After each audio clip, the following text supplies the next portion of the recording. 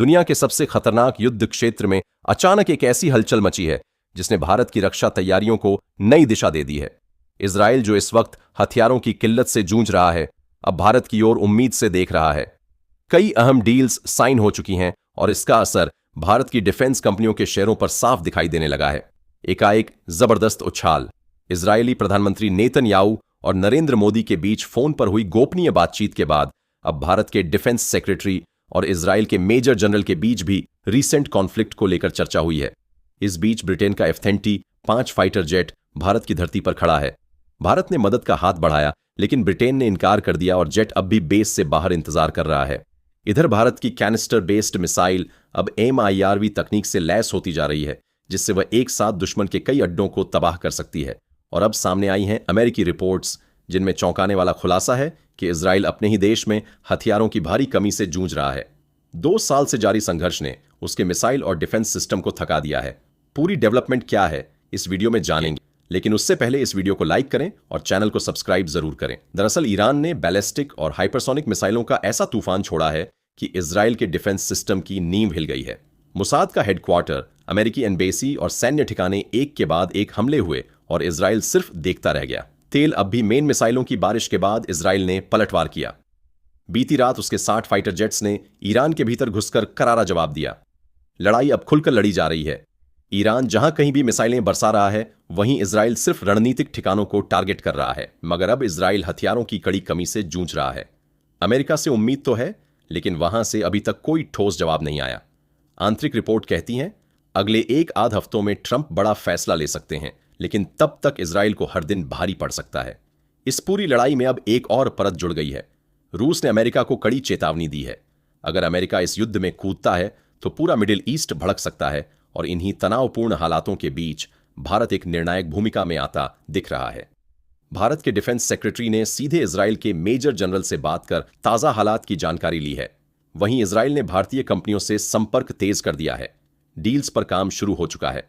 Screen पर दिख रहे आर्टिकल के मुताबिक कल DCX सिस्टम्स लिमिटेड के शेयर अचानक उछल गए, क्योंकि कंपनी को भारत और इजराइल से 28,05,900 के नए ऑर्डर मिले हैं। यह कंपनी 2011 में शुरू हुई थी और आज भारत की अग्रणी डिफेंस इलेक्ट्रॉनिक्स कंपनियों में शुमार है। DCX न सिर्फ डिजाइनिंग और असेंबली करती है, बल्कि टोटल सिस्टम इंटीग्रेशन भी खुद करती है। और इस बार इजराइल की 3 बड़ी डिफेंस कंपनियों ने सीधे DCX को ऑर्डर दिए हैं। यह सिर्फ एक डील नहीं, बल्कि आने वाले बड़े बदलाव का संकेत है। अब बात उन डील्स की जिनसे भारत की डिफेंस इंडस्ट्री में हलचल मच गई है। DCX सिस्टम्स लिमिटेड को एल्टा सिस्टम्स से 7,98,000 एल्बिट से 7,98,010.83 करोड़ और राफेल एडवांस डिफेंस से 5.4 करोड़ के ऑर्डर मिले हैं। इसके अलावा भारत के घरेलू ग्राहकों से 4.83 करोड़ के ऑर्डर DCX को मिले हैं। 30 जनवरी 2025 तक DCX के पास 25 करोड़ के ऑर्डर हैं। करोड़ की कंसोलिडेटेड ऑर्डर बुक है, जो अपने आप में आने वाले समय के संकेत दे रही है। इससे पहले इजराइल ने नाइब लिमिटेड के साथ एक अहम डील साइन की थी। नाइब को 17.52 मिलियन यानी करीब 145 करोड़ का ऑर्डर मिला है, जिसके तहत वह 300 किलोमीटर प्रति घंटा की गति से चलने की सुविधा प्रदान करेगा। रेंज वाले यूनिवर्सल रॉकेट लॉन्चर बनाएगी। सबसे चौंकाने वाली बात यह है कि इतनी एडवांस टेक्नोलॉजी अब भारत में ही विकसित की जा रही है, और वह भी सीधे एक्सपोर्ट के लिए। यह सिस्टम न केवल लंबी दूरी तक मार कर सकता है, बल्कि युद्ध क्षेत्र में असली गेम चेंजर साबित हो सकता है।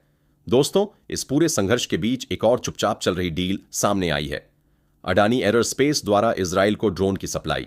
यह डील पहले ही साइन हो चुकी थी, लेकिन इसकी डिटेल्स अब सामने आ रही हैं। हालांकि फिलहाल किसी बड़े हथियार ट्रांसफर की आधिकारिक पुष्टि नहीं हुई है। दरअसल भारत इजराइल को खुलकर हथियार नहीं दे सकता, क्योंकि उसके ईरान से भी रणनीतिक संबंध हैं। यही वजह है कि अगर कोई नई डील होती भी है तो उसकी खबर सामने आने में वक्त लगेगा। लेकिन एक बात साफ है, अगर जरूरत पड़ी तो भारत इजराइल की मदद से पीछे नहीं हटेगा। अब बात उस तकनीक की जिसने दुनिया का ध्यान खींचा है। MIRV हाल ही में SIPR की एक रिपोर्ट सामने आई, जिसमें भारत के परमाणु हथियारों की संख्या पहली बार पाकिस्तान से ज्यादा बताई गई है। और अब दावा यह भी है कि भारत इन हथियारों को और एडवांस बनाने के लिए नई तकनीकों का इस्तेमाल कर रहा है। भारत अब अपनी कनेस्टर बेस्ड मिसाइलों को बड़े स्तर पर एक्टिव मोड में ला रहा है। ये मिसाइलें इतनी मोबाइल हैं कि इन्हें कहीं से भी तुरंत लॉन्च किया जा सकता है। मकसद है परमाणु हमलों के लिए हर वक्त तैयार रहना, जैसे अमेरिका और रूस सेकंडों में न्यूक्लियर स्ट्राइक कर सकते हैं। भारत भी अब उसी क्षमता के करीब पहुंच रहा है। सीरी की रिपोर्ट के मुताबिक इन मिसाइलों में MIRV तकनीक का इस्तेमाल हो रहा है, जिससे एक ही मिसाइल कई ठिकानों को एक साथ खत्म कर सकती है। इसका परीक्षण भारत 2024 में कर चुका है और अब यह तकनीक भारत की न्यूक्लियर ताकत को नई धार दे रही है। अब चलते हैं आज की सबसे दिलचस्प खबर की ओर। F-35B ब्रिटिश रॉयल नेवी का स्टेल्थ फाइटर जेट जो पिछले 5 दिनों से केरल के तिरुवनंतपुरम एयरपोर्ट पर पार्क है। तकनीकी खराबी के कारण इसे भारत में इमरजेंसी लैंडिंग करनी पड़ी थी। तीसरे दिन ब्रिटेन से आई टेक्निकल टीम इसकी मरम्मत के लिए भारत पहुंची। भारत ने तुरंत ऑफर दिया कि इस हाईटेक जेट को एयरफोर्स के हैंगर में रखकर मरम्मत की जाए ताकि बारिश और नमी से इसके सेंसिटिव सिस्टम को नुकसान ना पहुंचे। लेकिन चौंकाने वाली बात यह रही कि ब्रिटिश रॉयल नेवी ने इस सहयोगात्मक प्रस्ताव को ठुकरा दिया।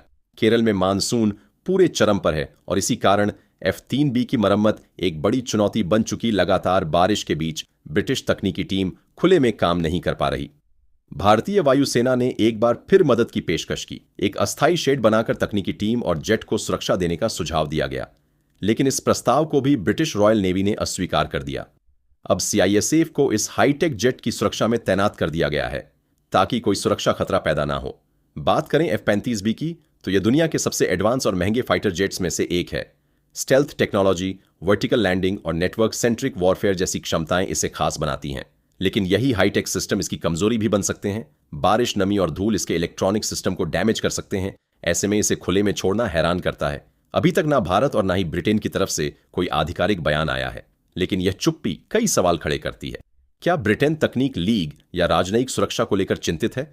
क्या वह नहीं चाहता कि भारतीय टीमें इस जेट के संवेदनशील हिस्सों के करीब आए, या फिर यह भारत को एक संकेत है? इस पर आपकी क्या राय है? कमेंट में जरूर बताएं। वीडियो अच्छी लगी हो तो लाइक करें और चैनल को सब्सक्राइब जरूर करें। अब मिलते हैं अगली वीडियो में। तब तक के लिए जय हिंद, जय भारत, वंदे मातरम।